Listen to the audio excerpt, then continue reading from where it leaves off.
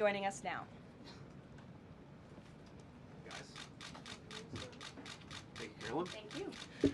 Great. Well, good afternoon, everybody. And I want to echo some of what Karoline said about what we're doing to combat the rampant fraud that exists in our immigration system, thanks to failed politicians and thanks to people who allowed the American taxpayer to be taken advantage of for far too long. I think it's important to understand why this matters to the American people. I am a father of 3 young kids, a lot of kids, a lot of people in my generation. What is that going on there? Is that normal? Okay. CNN installed this broken camera just to throw me off my game, but it's not going to work. So here's the simple fact here.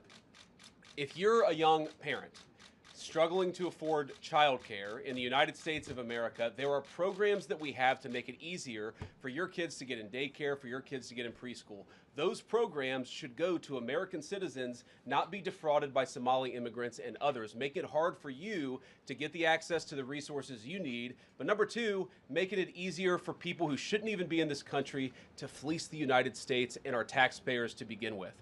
We have actually activated a major interagency task force to make it possible to get to the heart of this fraud. We have Department of Agriculture resources that are focused on SNAP fraud so that people who need food benefits can get them, but illegal aliens and other fraudsters don't.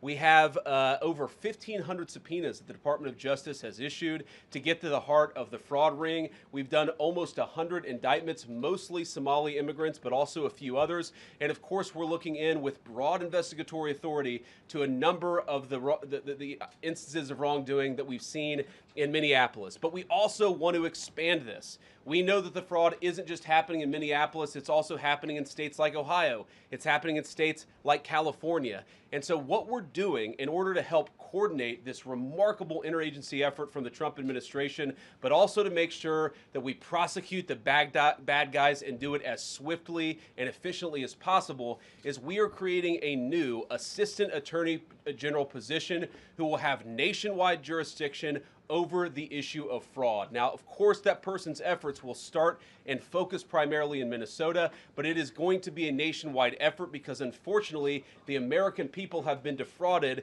in a very nationwide way. I want to thank a couple of people for their cooperation, in particular Pam Bondi, our Attorney General, first of all, for getting a lot of resources to Minneapolis to start to investigate and prosecute this fraud, really at an industrial scale. We've never seen fraud like this in the history of our country. Pam has been doing a great job to get the resources there to uncover it, but importantly, creating a job like this often takes months, sometimes even longer. When we realized that we needed this Associate Attorney General position, Pam got this person up and running in about a week. We're going to make the nomination hopefully in the next few days. We'll obviously let you guys know who that is when we do it.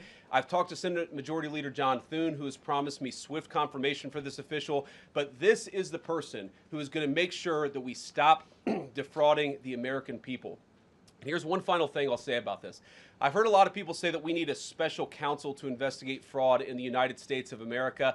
I actually agree, and that's what this position does. It has all the benefits, all the resources, all the authority of a special counsel, but with 2 crucial differences. Number 1, it will be run out of the White House under the supervision of me and the President of the United States. And number 2, it's actually constitutionally legitimate. As you guys may know, the special counsel statute has some major constitutional questions. When we get the bad guys, we want to make sure we get them permanently and they don't have some legal technicality they can get out of, which is why we set it up as an Associate Attorney General.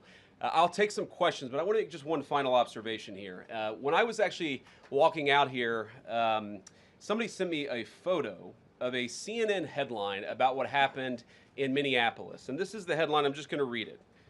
Outrage after ICE officer kills U.S. citizen in Minneapolis. Well, that's one way to put it, and that is the way that many people in the corporate media have put this attack over the last 24 hours. And I say attack very, very intentionally because this was an attack on federal law enforcement. This was an attack on law and order. This was an attack on the American people. The way that the media, by and large, has reported this story has been an absolute disgrace, and it puts our law enforcement officers at risk every single day.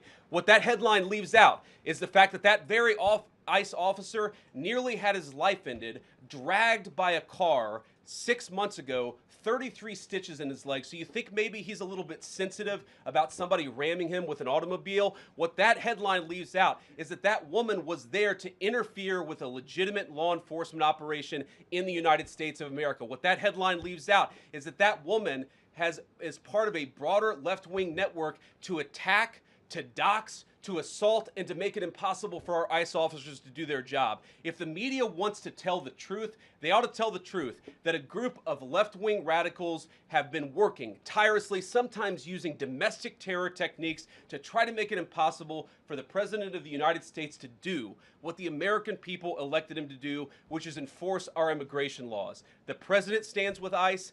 I stand with ICE. We stand with all of our law enforcement officers. And part of that is recognizing that you people in the media, not everybody in this room, but many people in this room have been lying about this attack. She was trying to ram this guy with her car. He shot back. He defended himself. He's already been seriously wounded in law enforcement operations before, and everybody who's been repeating the lie that this is some innocent woman who was out for a drive in Minneapolis when